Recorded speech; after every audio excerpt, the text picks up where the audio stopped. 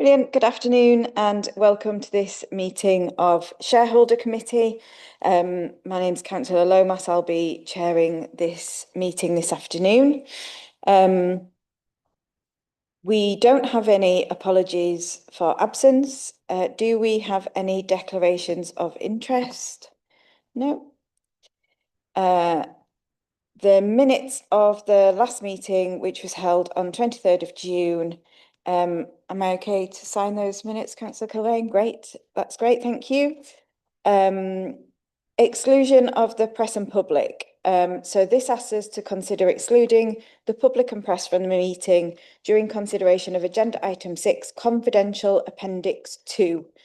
On the grounds that it contains information relating to the financial or business affairs of any particular person. And this information is classed as exempt under paragraph 3 of Schedule 12A to Section 100A of the Local Government Act 1972 as amended. So that is agenda item 6, which is the Make It York Finance Update Confidential Appendix 2. Do I have agreement to exclude press and public for that item, Councillor Kilbane? Yeah. Yes, Chair. Thank you. So what we'll do at that point is we will suspend the live stream and ask anyone in the room who's not from Make It York to leave us while we consider that appendix, and then we'll come back into the room after that to conclude that item and move on to the rest of the items on the agenda. Our next item is public participation. We don't have any registered public speakers, so we'll move straight on to the Make It York Finance Update, and we're joined by Sarah. Sarah, if you can take us through the report apart from that confidential appendix initially, thanks. I've got 9 points that I'd like to get across, if that's okay. Firstly, the report shows that Make It York is in a really strong financial position. So that's good news. Secondly, all the objectives set by CYC have been achieved today, again, which is good news. The shambles market and the events are performing really strong so far this year and last year. As you can see from the report, the visitor economy is now worth 2 billion to York, which is a massive achievement. The visitor numbers are up to 9.4 million, although the past few months visitor numbers have been down, but we're still much better than other places in the UK. So it shows that York is performing well. The website goes from strength to strength, which you can see the statistics in the report. However, we are seeing the impact of AI because people are searching under AI rather than going through the website. So we just need to monitor that and see what we can do. Membership retention is really strong. We've focused on keeping our membership this year, and it's up at 87.7%. And usually on a membership scheme such as this, it hovers around 45 to 70%. So we're really pushing above our weight in terms of our membership retention, which shows that there is confidence from our members in the city. In terms of complaints, the only complaints we receive are for busking and for street entertainment, but we're working closely with the council to look at how we can work better together on the busking issues that arise in the city.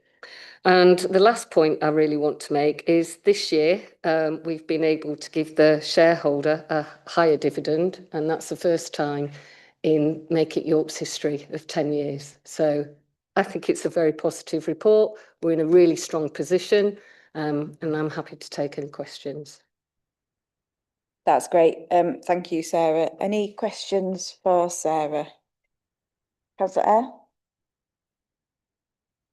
Thank you, Chair. You got me interested in that. And I'm not sure either of us are going to be able to answer this question, but obviously you mentioned the impact of AI, and I've started looking at myself and certain things. You know, with Google, etc., algorithms about what you tag into your information to try and get you into Google. Is there a similar method for AI if people are putting into it? And if so, do we know what it is? And are we maximising whatever it is? So if somebody says Grok or any other AI may be available, what is the best city break destination to go to in the UK for 3 days? I don't know the answer to that. I will have to ask my expert and get back to you if that's fine. That's great, thank you. Any other questions? No, just be, remiss of me not to say congratulations to you and all the team for what's been an outstanding performance, really. And just in terms of the growth to the economy, which is at 5.4%. So, I mean, that is the kind of growth that the nation is looking for in general, isn't it? So whatever you're doing here is clearly working. Any idea? You might not have, this might be an unfair question because you might not know. You say we're booking national trends. How does that compare to similar cities? We're always compared to sort of Bath, Chester, those kind of places. We're currently doing better than them, and I think that's because we've got much more focused marketing campaigns that are supported by our partners. And I think York's just a good destination for people to come to. We're working with the train providers and ferry providers, and we're working with different cities as well. Leeds, for example, Hull and East Riding, North Yorkshire. So we've got that collaborative working going, and I think it's paying dividends at the moment. I think it's worth, so I had to fact you at a meeting recently as well, where LNER told us they're carrying more passengers on the East Coast Main Line than they have ever carried, full stop, in their history. And they're putting on there'll be new services directly to York from London starting in December, where the first stop is going to be York. So I think there are huge opportunities there for sustainable travel in the year ahead as well. So great. Can't rest on our laurels. It's a competitive market, but it's looking good. Thanks, Councillor Kilbane. It's really good to hear of the strong performance outperforming other places. Can you give a bit more detail on that? Can you tell us what do you think is keeping us in a better position versus the rest of the tourism industry in the UK in the last few months? I think partly because we get strong international visitors, and we've been focusing on that this year. We've done a lot of work following work with our members to focus more internationally. So we've been focused on the American market, Chinese market, Northern Europe, and I think that is, paying dividends. We work very closely with Visit Britain and Visit England. We've been inundated with fan visits to York, and we've been able to service those. So I think that's been a positive as well, whereas other places haven't got the resources to do that. We have, and I think that's showing that we're showcasing York, very well to the world, both, internationally, regionally and nationally. Our partners all support those fan visits, and I think that's having a massive impact. So do you just want to explain to the watching public what a fan visit is? A familiarisation visit. So we'll get tour operators, trade, influencers. We're very selective as well. So we just don't let anybody. We're quite clear about who we want to come. So we get inundated, but we pick the best so that York gets the best that it can. Thank you. Any further questions on the public parts of the paper? No? In that case, at this point, then we're going to go into private session. So we'll suspend the live stream for now. We will be back shortly. And if I can ask our colleagues who are not CYC or Make It York to just wait outside for a few moments while we deal with the private appendix, and then we'll come and get you.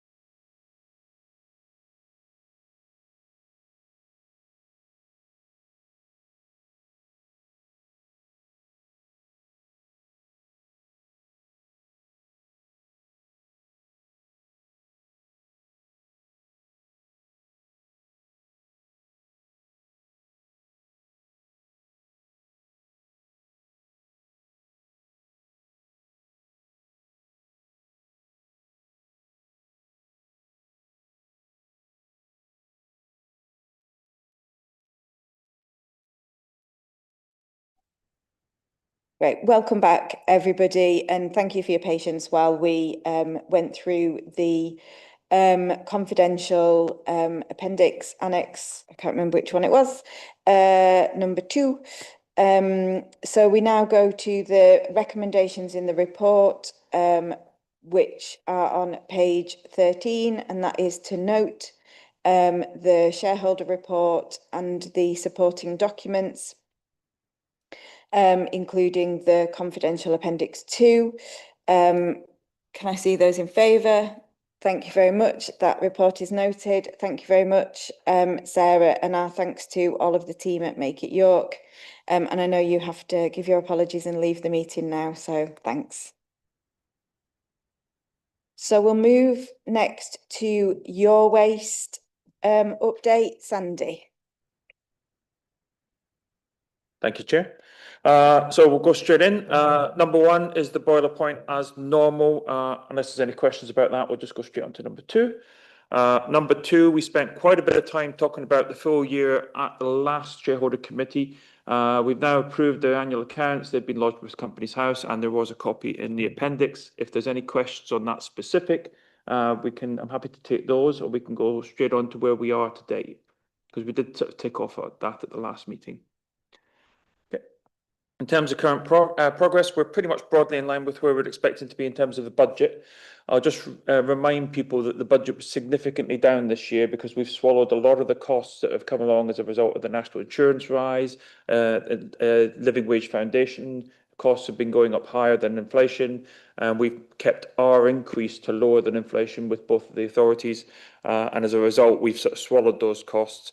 So at the moment, I think sort of we're cautiously looking at a sort of full year expectation of about 0.6 to 0.8 million, which is relatively small, but you know, at the end of the day, we're not paying tax on that because we've got accumulated tax losses from prior years, and we've got capital allowances, which means we don't pay tax. Even if there's a tax charge, that's against the accumulated tax credit on the balance sheet. So that means that's still generating cash for the business longer term. In terms of the current year, we normally have that third-party commercial recycling as a little bit of our sort of emergency biscuit tin. We recently lost that on price to another sort of provider. We may gain it back later in the year, but we'll just need to see how that's gone. But what that means is we've lost some of our ability to absorb any unforeseen shocks. And in terms of Allerton Park, we're still on line to sort of deliver our targets. Point to note, I mean, if you look at the combined authorities tonnage that they're bringing into us, it's a little bit down on where it was last year. So at this moment in time, we may need to go and sort of source some additional top-up tonnage to meet the full year target. But we don't have any concerns at the moment about being able to deliver those tonnage in for Allerton Park. And Allerton Park seems to be working a little bit better than it was the last time I was here. It seems to be stabilised a little bit for the time being. Any questions on point 2 before I then move on to 3? I think I've actually got my numbers there wrong. Yes, I have. Apologies. Okay, governance and environmental then. Councillor Eyre. Yeah, that was very political speak on item number 3. So how exactly have you absorbed living wage increases and national insurance hikes and not passed it on to clients? That was well, because you're our clients, and let's be factual. You guys are strapped for cash as well, as is North Yorkshire. So ultimately, the question is what's the point of us making 1.5 million when we can reduce our cost to you? The key point being is, have we got enough cash to meet the business requirements in the short term? Yes. Are we paying tax in the cash terms on the profits that we're making? No. Therefore, in the current environment, it thought prudent for us to absorb those costs rather than pass them on to the authorities. So you've implemented those, but you just haven't passed the costs on. Sorry, you mean implemented them? Yeah. Yes, they've occurred. They are real costs. Yes, which we have swallowed. So, but obviously our ability to do that as time goes on becomes more difficult. So that's why we need to focus on continuing to identify cost savings and continue to grow our commercial. Yeah. It's just on that, Sandy. So those tax breaks that you have because of previous investments, etc. How long's to go on them, do you think? I mean, so because we're quite a capital intensive business with our bulk haulage vehicles, our RCVs, and our big shovels, big heavy plant, that basically means that we're continually replenishing one piece of equipment. Because we keep our profits at below commercial levels by effectively not passing on the full cost of the operation to the authorities, our profits are always kept at a very modest level to keep our cash just ticking along. As a result, even if we didn't have the accumulated losses, our super deductions of capital items would mean that we'd be unlikely to pay tax on the relatively small, modest profits that we make. So, but the profits that we've got, to the best of my knowledge, I'm not a tax expert, but I did ask a similar question about a year ago, and I was told that they don't expire. So I don't think we've got any problems about their expiring. So. And just in terms of the tonnage dropping, yeah, do you think that's just people and businesses are making less waste, or do you think it's directly related to economic activity, or what's the, I mean, because we're in this bind, aren't we, that on the one hand, people making less waste is great, but on the other hand, we're contracted to supply an X amount of waste to Allerton. So what do you think is the reason for the tonnage falling off? Historically, there's always been a link whereby waste is a leading indicator on GDP growth. So effectively, if your waste is going down, you would expect the GDP to go down. There's a few anomalies. So for example, in lockdown, people were staying at home, consuming more at home. So domestic waste went through the roof, but commercial waste practically disappeared.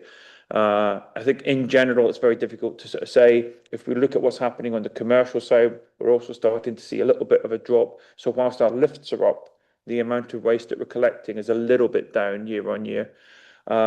There has been the simpler recycling put in, but I don't think that's had enough time to be bedded down across the entire sort of region. Difficult to say. Down by 1.5%, I think it would suggest at best maybe a stagnant sort of economic market, because you would also have expected there to have been volume growth from the number of new houses and new developments that have gone up across both regions. So I would suggest that there's probably more of an element of GDP than people recycling, but I couldn't say that categorically correctly. So because obviously there are incentives put upon businesses to make less waste now in terms of having to pay end user stuff. So I was just wondering do you think that's having an impact, or do you think it's just general performance of the economy? Well, we were going to come on to a little bit. If you could just hold a second to see where we are on this, because I'll cover it off now because it seems to be an appropriate juncture. One of the things we need to look at, and we discussed with the waste team, is the potential for us to put in a new MRF. Part of the problem you've got there is, what are we actually trying to recycle? And we've gone through this, and we've basically left it with the combined waste team to sort of come back and tell us what they want, because you've got deposit return scheme, which hasn't manifested it, and we haven't heard anything on that since the new government came in. We know what happened in Scotland and how they went off and didn't quite get that quite right, and then just ended up costing them a lot of money with a lot of political egg on your face. I'm not entirely sure what the timescale is for that, if I'm being honest. It doesn't seem to be crystal clear. But if deposit return scheme comes in, depending on how it is enacted and how it is fulfilled, you could lose the two biggest earners you've got on your recycle, it being plastic and cans, because those are the two easiest ones to recycle. Those have both got the highest values. And then you'll be left with card and glass, which is significantly lower value, significantly bulkier and heavier to collect and more costly to process. So depending on how DRS comes out, that could significantly impact and effectively undermine the case for having a new MRF. You've also got the emissions trading scheme, which, if that comes to pass, might sort of result in people or manufacturers creating less plastic because they don't want to pay the tax on the plastic being burned in places like energy from waste plants.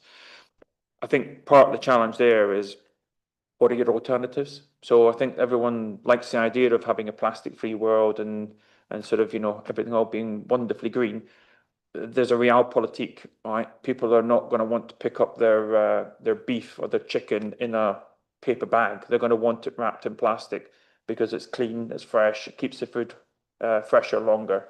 And so there's still going to be a role for plastic for quite some time to come. So what will end up happening, in my opinion, is that the end consumer will end up paying more to have that privilege. So I'm not convinced that it will change the composition of the waste significantly, but that's a personal view. It's not a industry view, and I don't think anybody genuinely knows what's going to happen. It's just a question of, well, what else are you going to do? And the reality is there's nothing out there that really has a proper substitute.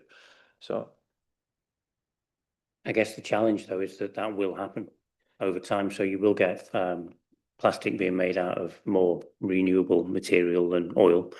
And obviously manufacturers will start to make less waste. You already see that, don't you? If you buy a pot of dip, you don't get a lid on it anymore, do you? You know, it's really annoying, but it's good for the environment. So that is the direction of travel, really, isn't it? Now, in such a capital intensive business, these are big decisions or big calls that you have to make, really, about where you put your money, isn't it? In terms of what's your timescale on this? Because if we were going to do a new build, right, the building itself, well, you can repurpose a building. A building will last 30, 50 years, right? The machinery within the building, if you're starting from scratch and you're using brand new kit, will last you 8 to 10 years on a new MRF. So that's the time horizon that we need to sort of clarify. There is upsides for the combined authorities in terms of profits based on some estimates that we've made that we need to sort of go through with the waste team and explain to them why we think there's an upside. But that upside comes with a risk.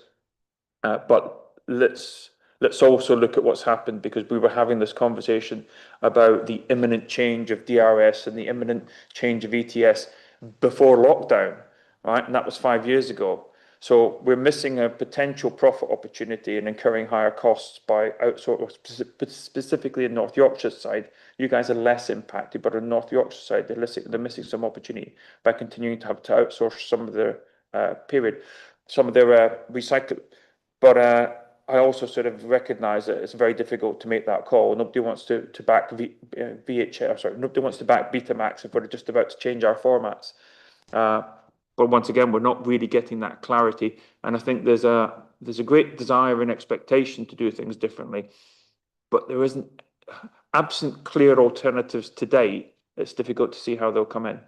So and one of the timeframes, I guess, is the contract with Allerton, isn't it, for the incinerator? How long's left on that? Years. It was a 30-year contract and we're 7 years in, or was it a 40-year contract and we're 7 years? It was 25 plus 5 and we're 7 years in, so there's at least 2043.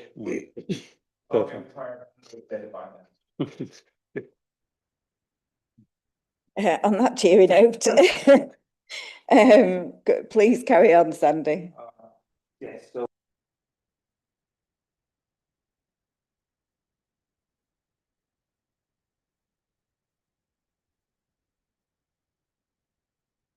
onto governance and environmental. So we've had quite a lot of changes on the board recently, but all the new members have had their director's responsibility training, so we're up to date on that one.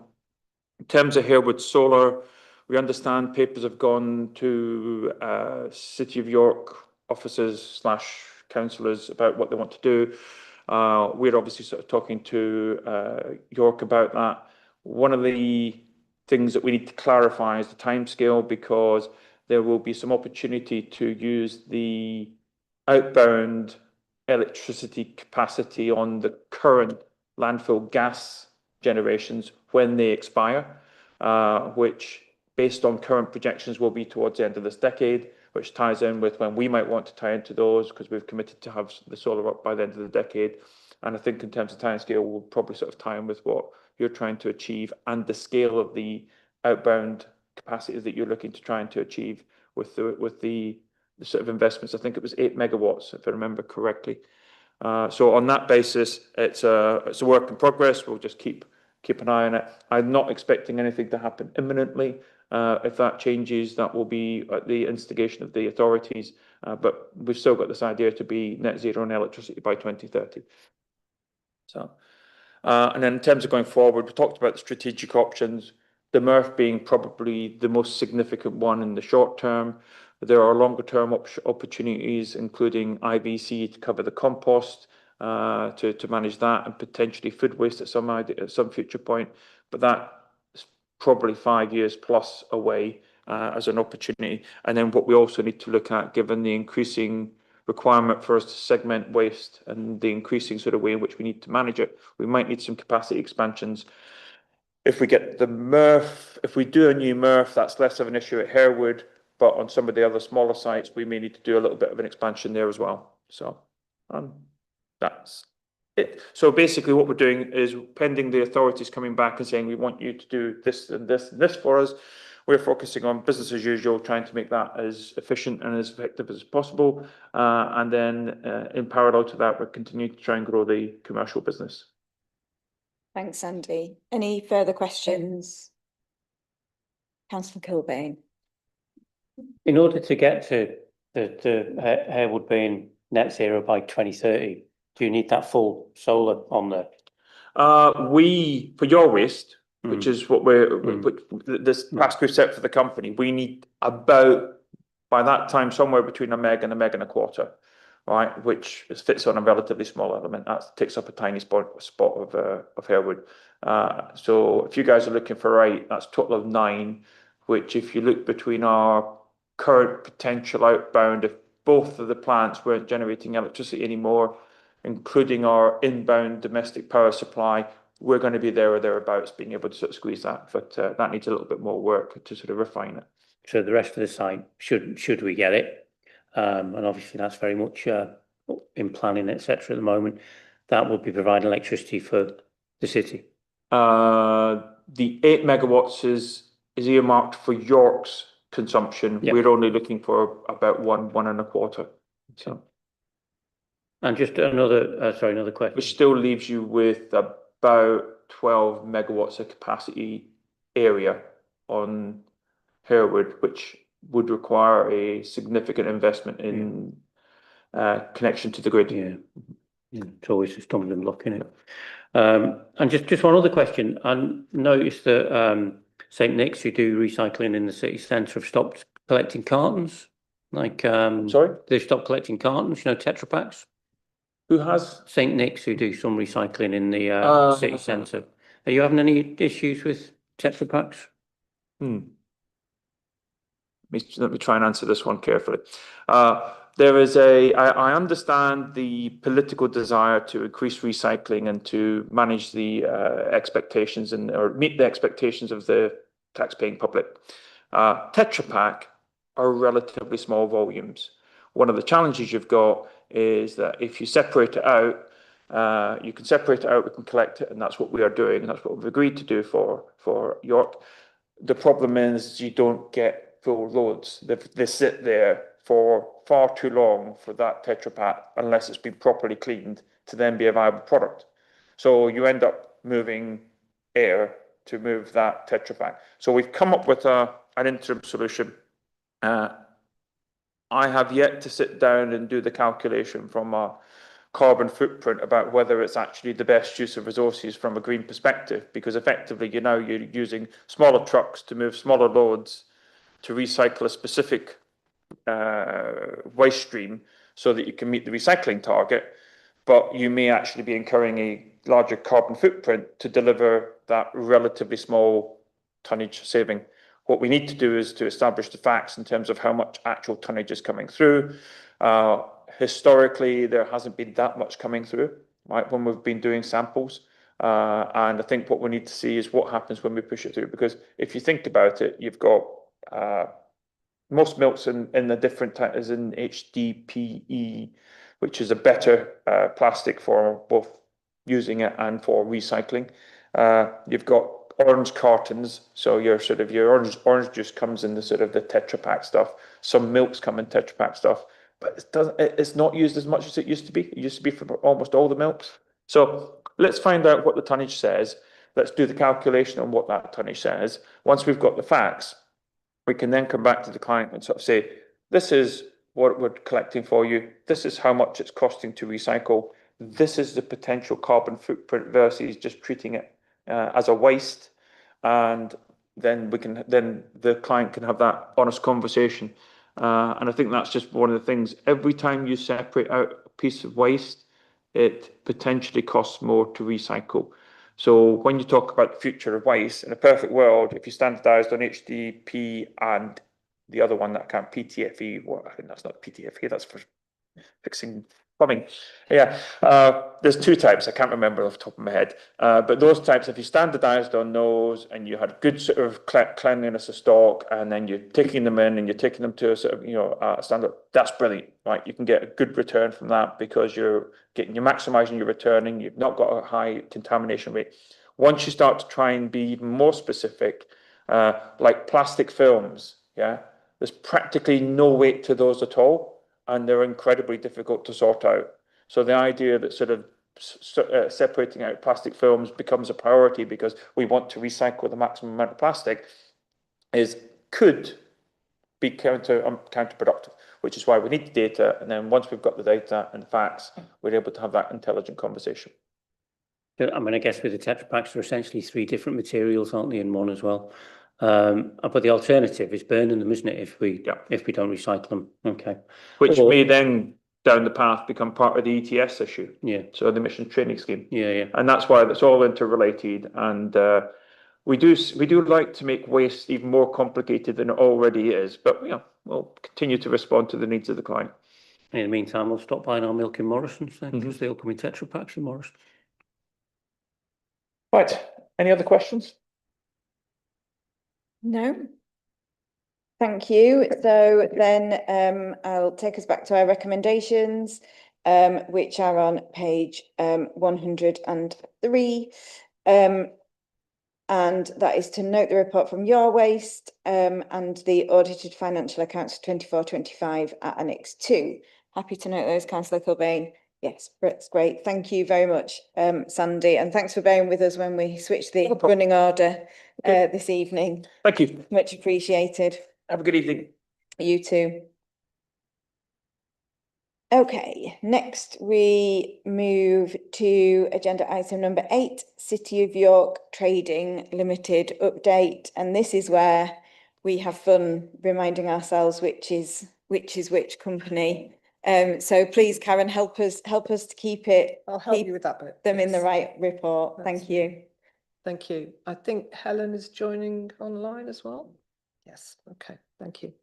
So City of York Trading, we have done what we can to put more information in the public reports, as you'll see, a lot more detail in there, mindful of the fact that we still are operating in a commercial environment with both brands under City of York Trading. So there's certain information that we haven't put in there, and we haven't put in at all this month or this meeting. I'm anticipating we will have a separate confidential financial report next meeting. Okay, so City of York Trading has 2 brands, and the annexes are split into a brand information section, which is unlikely to change meeting to meeting, which is basic information about each brand. Work with Schools is our education recruiter, and we provide under that brand support staff and supply teachers, teaching assistants to schools, colleges, nurseries, universities across the board effectively. We also have another brand, which is our Work with Yorkshire brand, which is our commercial recruiter, and that provides staff, both temporary and permanent, to organisations, charities, other local authorities, anybody that isn't schools and isn't City of York Council effectively, as long as they pass our credit checks. So there's a little bit more information about each brand within that brand information section, but a lot of that information is also considered in the delivering shareholder value. So I'm going to concentrate on that in more detail, if I may. So the shareholder value side of things, what we've tried to do here is to kind of tell you about things that you might not be aware of, tell the rest of the world about things that we tell them about anyway, but that they might not be listening quite to the same degree. So in terms of Work with Schools, we are an accredited Crown Commercial Services framework supplier, a holder of a high standard of compliance, audit compliance, which is APSCO Compliance Plus audit status.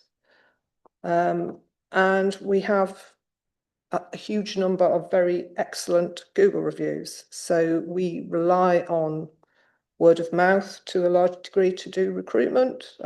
Lots of people recommend us who have used us previously. Other staff who find us via Google often tell us that that's what's made them come to us rather than somebody else. We also offer within the schools division a specific tailored CPD training program for our supply teachers and support staff within schools. We have within the ranks of our consultants working for that brand 2 teachers, former teachers, and they actually run some of the training themselves, but we also use experts in particular subject matters or key stages as well. And we have online training access for a wider variety of courses. In terms of the way that we organise that training, we are in touch with local head teachers and subject leaders, and we try to make sure that what we're doing kind of ties in with what's happening in schools. Across the whole company, we are supportive of apprenticeships. We have 3 current staff completing apprenticeships, 2 specifically recruited as apprentices, and 1 existing member of staff who's doing an apprenticeship as well. They are doing qualifications in business support, recruitment and marketing currently, but we've had other apprentices doing other qualifications which are relevant to the brands as well. And across both of the brands, we're employing local people. Most of the people that work within our brands on a temporary basis live in and around York, work in and around York for us. And within our Work with Yorkshire brand, we are wider than just York. We have clients in North, West and East Yorkshire as well, and further afield. But some of what we're offering is permanent work, which is obviously sustainable, but in the temporary workforce, a lot of staff stay with us over many years and move from one assignment to the next, and that fits with the lifestyle that they want to have as well. We also run our own payroll for temp staff, so we've got an online timesheet system and we do all that ourselves. From an ethical standpoint, that means that we're not paying umbrella companies. They're not ripping anybody off by charging them for things that the employer should be paying for. We know, for instance, that some umbrella companies, because they've come to talk to us, charge the employee for employer's national insurance as part of their costs. Yeah, great if you can get away with it. There's a lot of regulation currently being brought in to regulate umbrella companies and the charges they can make, but we're not covered by that because we're running our own payroll. And currently we are only under CYT providing living wage payment and above. So that's a decision that the board made some time ago, that we wouldn't take on any roles that were below that rate currently. As a result of that, we've recently indicated to the Living Wage Foundation that we want to apply for accredited status, which we weren't able to do previously. So that's in the process of being sorted out. We also try to support the staff that work for us, both permanent and temporary, and we have access to employee assistance, occupational health, and other support available to them, so that they can we can make sure that they're a healthy workforce, or they're supported to stay or become healthy as a result of all that. Across our brands, we employ 18 people currently. Most of our staff work on a hybrid basis. We actually, City of York Trading employs all of the staff that work for both businesses, and we recharge the cost of the staff that work with York to Work with York Limited, and various other charges are recharged as well. Previously, we've run staff awards. I think we did the last one a couple of years ago. It tends to be every 2 or 3 years because it's quite a big thing to organise. that's been really well received. It recognises a part of the workforce which is obviously often overlooked, those temporary and supply workers who kind of come in, do a job and then go away again, and people kind of value the work they do but forget that they exist when they're not on their own payroll. So it's getting those clients as well as the candidates involved in that aspect as well. Obviously, we work with the council in some respects because City of York Trading actually rents our building from the council, pays rent to the council, gets IT services from the council. Lots of bits and bobs that the council provide to the company.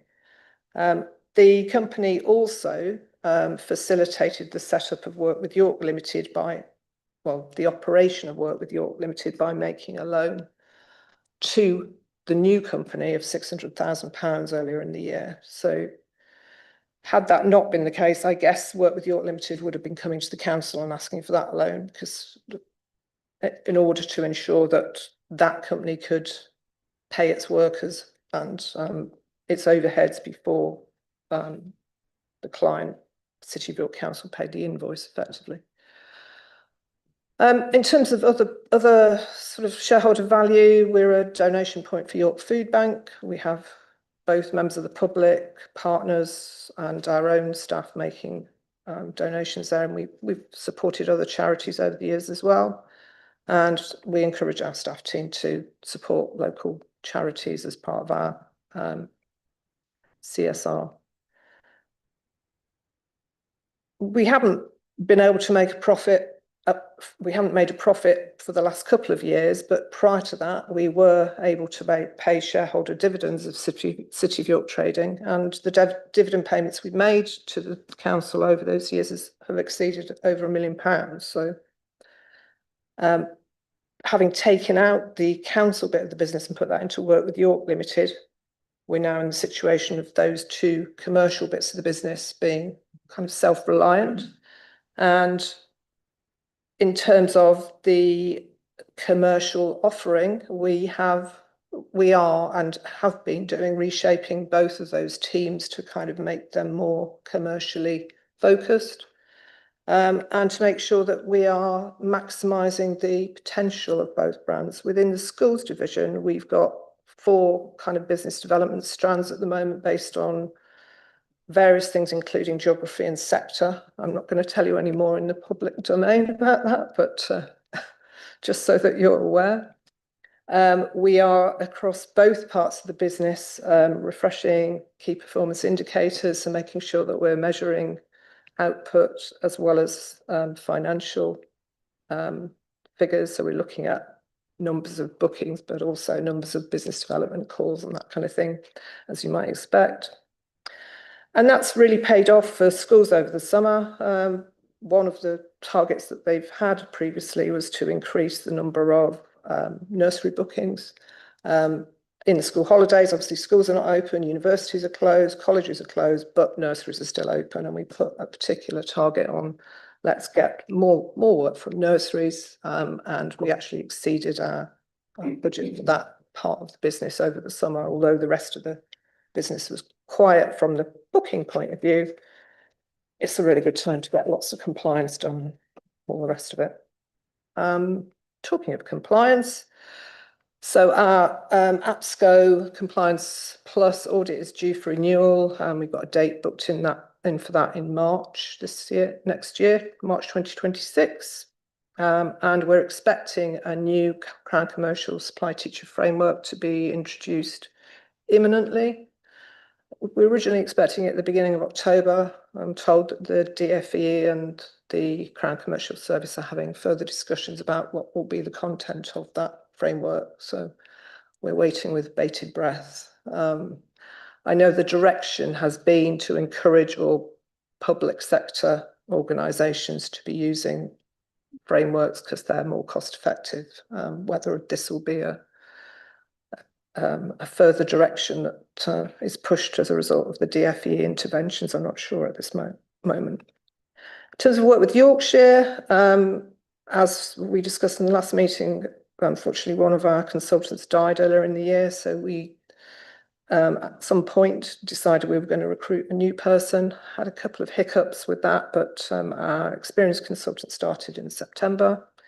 Really pleased to say that she has made the first placement this week or last week with a new client after a fair amount of business development, and has got interviews lined up for another position with the same organisation. So that's been a really quick turnaround, relatively speaking, as she was coming into a lukewarm desk at that point.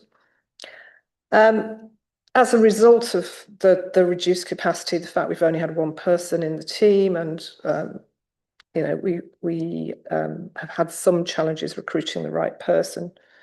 The turnover from that bit of the business has been reduced compared to the budget that we had originally set. Again, as I've talked about already, we've introduced new KPIs, we've got new marketing strategy, we're doing additional advertising and having a bit more capacity in that bit of the business. We hope to try and recover some of that during the latter part of the year. The report, I'm not going to read it out in huge detail. We've got really good feedback from both brands within CYT. We have not yet got our final accounts. We have had draft accounts from our auditors. We've gone back with some queries, and we're expecting those back in the next couple of weeks, I think. We are, as a board and as a company, looking quite carefully at the Employment Rights Bill in terms of its effect on agency workers' rights and what is known as exploitative 0 hours contracts. We don't consider that any of ours are exploitative, but there's certain further definitions expected on what those might be. The day one rights, I think, are potentially going to impact us to a degree, and also the cancellation of shifts at the last minute. As it is already, we have a cancellation policy and some charges to clients who cancel at short notice to make sure that staff are not out of pocket, but I think there will be some legislative change there. We're looking as well about at AI and how that can support us, both within the kind of board side of things, with helping to take minutes of board meetings, take notes and that kind of thing. But also in terms of recruitment, I've got a call on Wednesday with LinkedIn to look at their additional recruiter proposals for a premium recruiter package, which includes some AI. I don't know in detail what it is at the moment, but I'm going to find out. We're going to be retendering, as I've mentioned, for the Crown Commercial Service framework when it comes out. That will be in place from next year. And our Cyber Essentials, which we hold currently, well, it is also due for renewal. That's something that we have to have as part of the Crown Commercial Framework supply. The APSCO compliance audit as well is one of the requirements of the Crown Commercial Service supplier status. So that will be part of our job for March. And that's pretty much it from City of York Trading. So City of York Trading being not the council, basically. Thank you. Thanks, Karen. Any questions for Karen on that report? Councillor F. Very good question, Chair. It just sort of dawned on me while you were going through this one. Obviously, this side of the business is the one where we're looking to expand and generate income. A lot of that is across Yorkshire, potentially the North East. Yeah. We all sit together around this table once a quarter or whatever it is to go through these things. Are you having conversations with the likes of Veritau about the work that they're doing across that particular patch with potentially local authorities and schools, and how we can sort of dovetail and work together to get those ins into businesses? No, but I'm happy to do so. Yeah. And I guess that the same probably applies with councillors who are going out to meetings with other local authorities and other companies locally. We're in touch with the business development, sort of economic development side of the council from that perspective, but not from a councillor point of view. So Just make sure all our Veritau staff have the right pens and things when they're going out. Just casually leaving We've things got a on lot of the them, every. we can give you those if it's helpful. Councillor Kilbane. Thanks, Karen. Thanks for the report.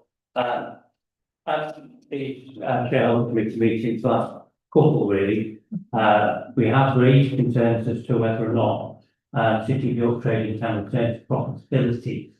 What confidence can you give us that it will?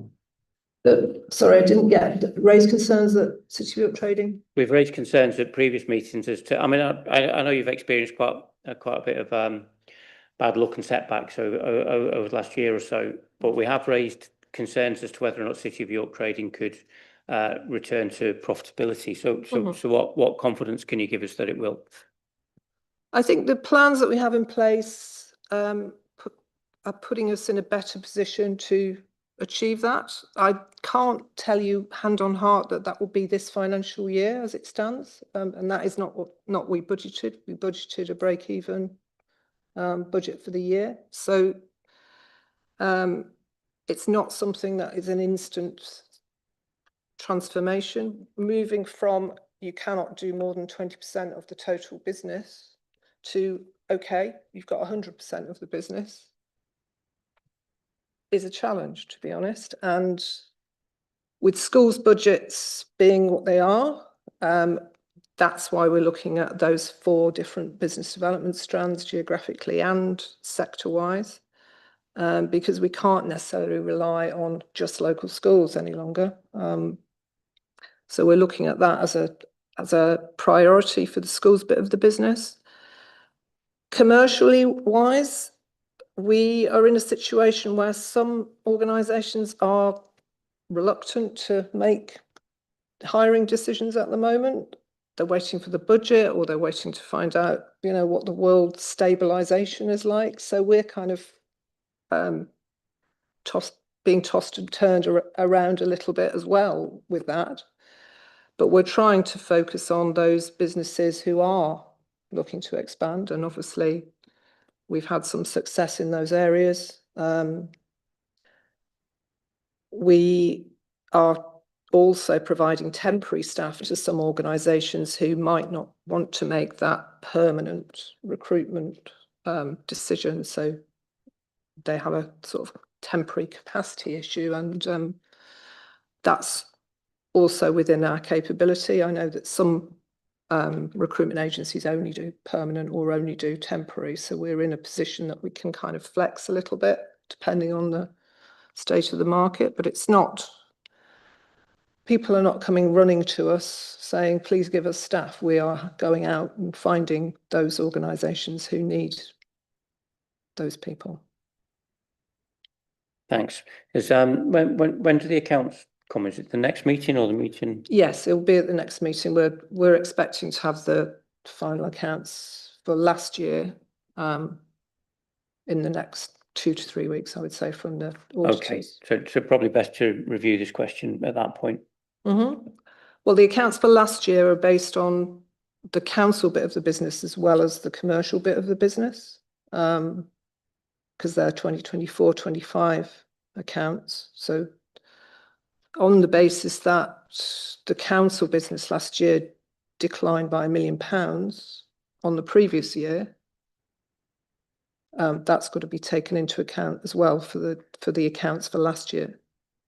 Sure, but I mean, presumably at that meeting, and we'll be in private session, there will be some forecasting as how you see the business going in the future. Absolutely, yes. Okay. Yeah, we'll be able to give you an update on where we are year to date with CYT, and also an update on where we expect to be going forward. Yeah. Any further questions on this report? No, then our recommendation on page 151 is to note the performance update at Annex A and Annex B. Happy to do that, Councillor Kilbane. Yep, that's great, thank you. And Karen, we move now to Work with York. Thank you. So Work with York is the organisation that provides temporary staff mostly to the council, agency staff to the council, also assists from time to time with some hard to fill permanent roles or some interim specialist roles or some specific recruitment campaigns. I haven't gone into detail about the brand because that's effectively what we do, and you know the council and you know the staff that work for the council.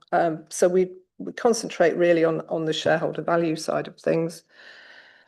Again, as with CYT, most of the staff, not all of them, but most of the staff that work for us are local. They're York-based staff, and a lot of them, particularly the ones that are temporary agency staff, move from one assignment to the next.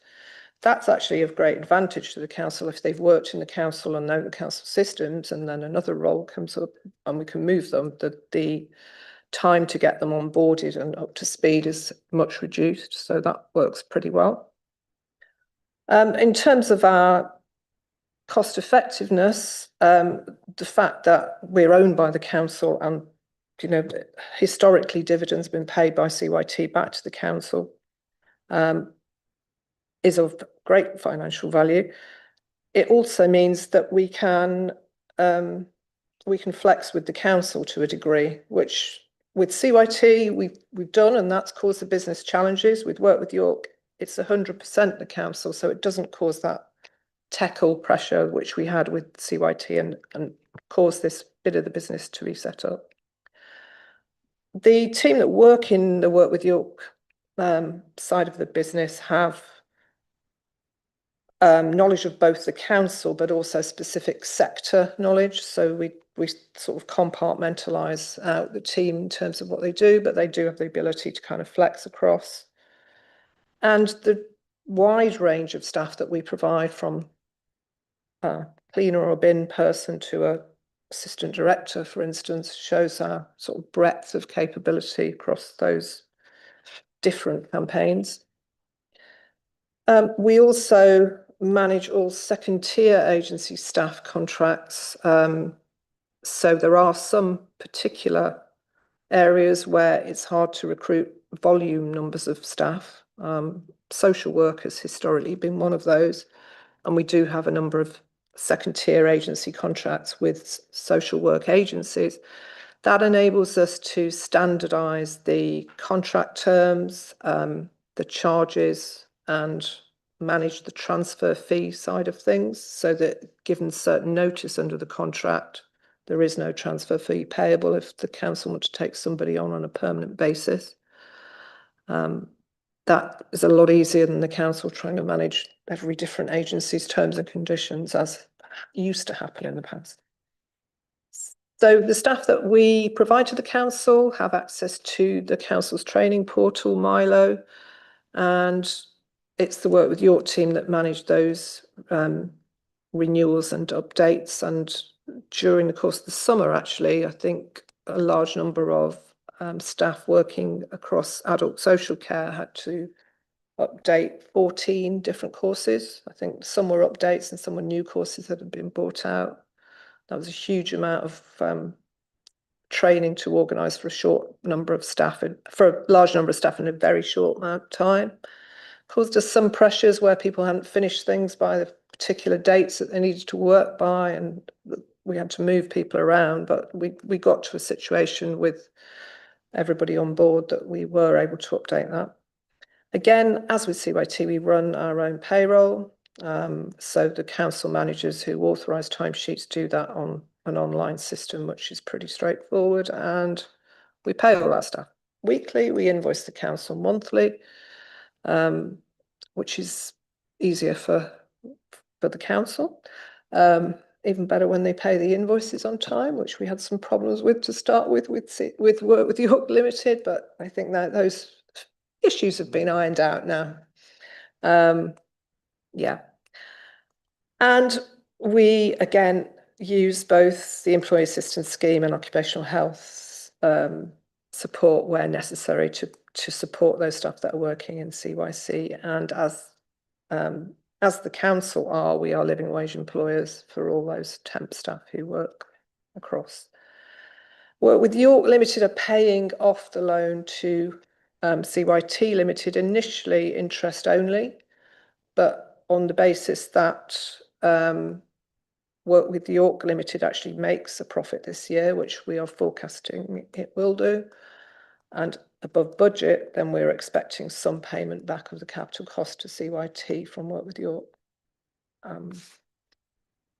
And I've given you some statistics in terms of staff who've transferred across to City Council, number of hours covered across the council from the beginning of the year. In June this year, we ran a refresh campaign because it had been run previously by somebody else for an assistant director of housing. And there was a successful and unanimous appointment of a candidate, which was excellent. Again, we're expecting that there will be some effect of the Employment Rights Bill here, and we're sort of fairly closely monitoring APSCO, which is the body that both companies belong to, their support and guidance on that. And we also are doing some reviewed KPIs for Work with York Limited, so we can report those to both you and the council as a customer and the board in terms of time to fill and numbers of bookings and such like. Happy to answer any questions. Thanks. Questions on this report, Councillor Eyre? Thank you, Chair. Yeah, just at the very bottom of page 167, probably the last thing you wrote. Not quite now. You're saying that the income was ahead of planned budget. Obviously, that income from CYC has been declining. Is that seeing an upturn back the other way, or is that just that you were very cautious with the budgeting? I think we were quite cautious with budgeting. We did predict that actually income would decline in the second half of the year, and it is starting to do that a little bit from October onwards. I think that the figures are not as high as they had been. So I think our forecasting here is probably realistic. The council has been a little bit busier in some areas than we anticipated, but we also have finite numbers of a finite duration for some bookings. So some bookings are around 3 or 4 months long, and we know they don't get renewed afterwards. So we kind of predict on the basis of decline after that period.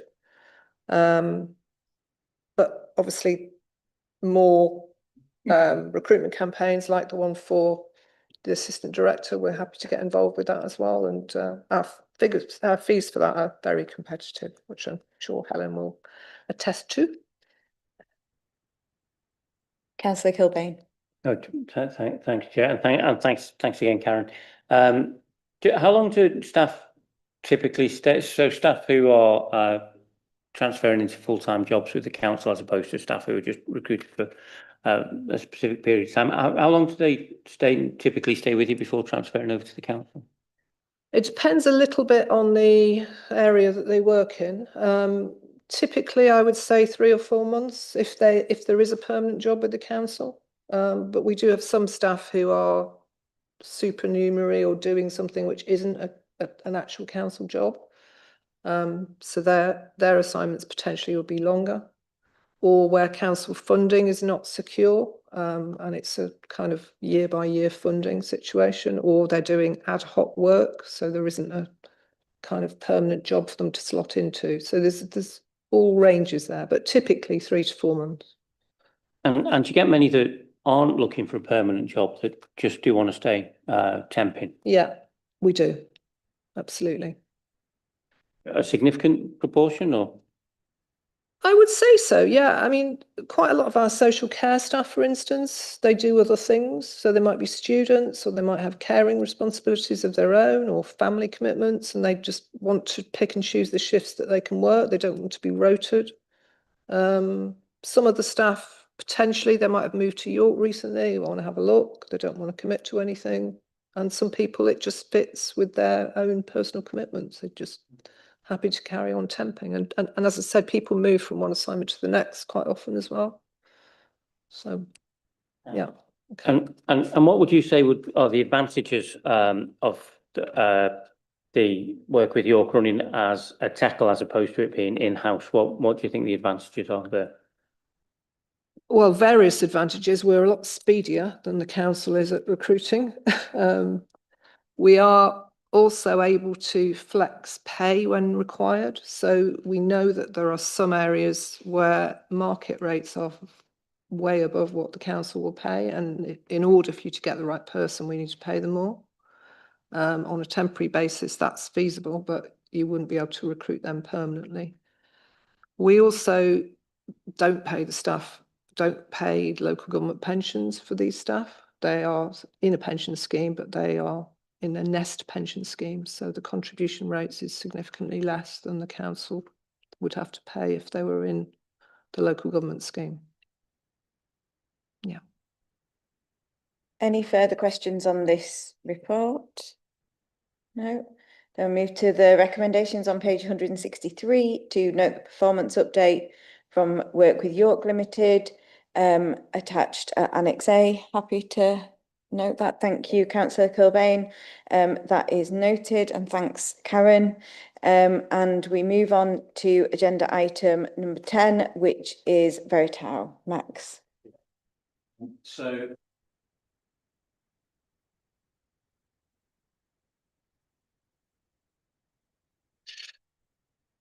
So two parts of the report. The first, looking back at last year. The accounts have been audited, they've been approved now, and since writing this report, they've been finalised, so we'll be able to share copies with the committee at the next meeting.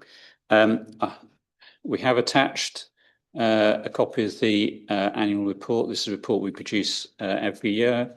It contains lots of background information about the performance of Veritau over last year, including the sort of financial performance of the various Veritau companies, details of the sort of fee income, some of the main changes, some of the information around sort of staffing, client retention, client satisfaction, business development, and other service developments that we've completed in the report in the year. So the annual report is published on our website, so it's a public document, and that's last year. In terms of this year, still quite a bit going on. We are waiting for Middlesbrough Council to sort of formally join Veritau Public Sector. They have got the necessary approvals now, but we are sort of waiting for them to sort of complete the onboarding process. In the meantime, Leicester City Council took the decision to transfer their counter fraud team.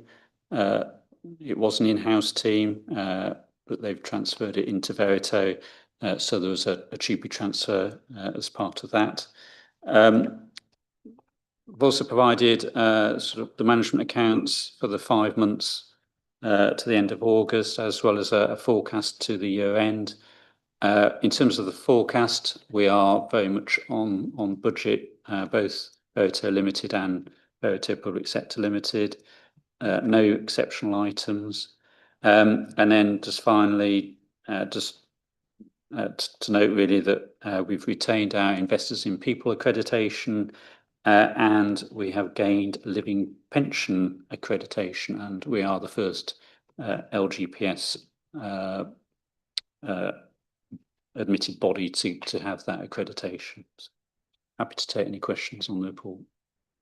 Thanks, Max. Questions? Councillor Kilbane. The Teesside arm is making a loss. Any particular reason for that? Well, this is the company that we're trying to wind up.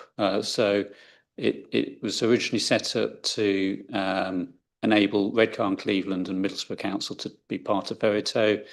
Redcar and Cleveland transferred across. If Middlesbrough could complete the transfer, then we can wind up the company. So at the moment, it's just costing us money running it as effectively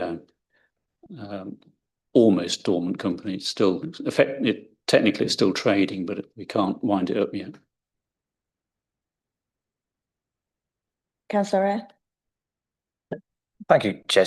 Technical on page 173. Just looking at the performance year to date, the costs seems to be very heavily loaded towards the second half of the year. Is there any particular reason why? Well, those are the actual figures at the end of August. It's not a quarter end, so at the quarter end we'll do a proper reconciliation of the income and costs. So, some of that, some of the income is probably overstated, some of the costs are understated, and the split between the two companies may not be quite right. I would focus bang on. I would focus on the forecast rather than the actuals today. Yeah. Who audits the auditors? That's a spiral we could go down for a long time, Councillor Eyre. Any further questions? No? Great. So I'll take us to the recommendations on page 169, and that is to note the performance of both Veritau Limited and Veritau Public Sector Limited. Councillor Kilbane, happy to note that. Thank you. That's great. Thank you very much, Max. Much appreciated, and lots going on. And I appreciated the annual report because it was a good read and also beautifully presented. Well, whoever did, they've done a good job. Okay, our final substantive item on the agenda is the committee plan, which is on page 201, and just schedules the various reports that we're expecting to receive on the 2nd of February. Any queries on that? We agree the plan. That is marvellous. Thank you. And in that case, we have no urgent business, so we close the meeting at that point. Thank you very much, everyone.